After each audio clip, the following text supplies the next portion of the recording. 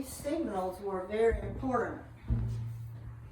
Notice how this design shows where with the hand or with the flag or lantern you could make motions that would signal. It says these lantern signals are from the Association of American Railroads Standard Code of Operating Rules. Railroaders use hand and lantern signals in the daily performance of their work. For instance, you see the gentleman here making a circle with his lantern.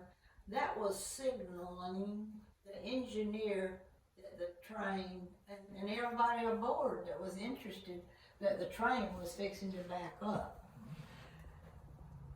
The interesting thing about the coupler, in the rail yards, that was a very dangerous thing when you had to manually couple the two cars together.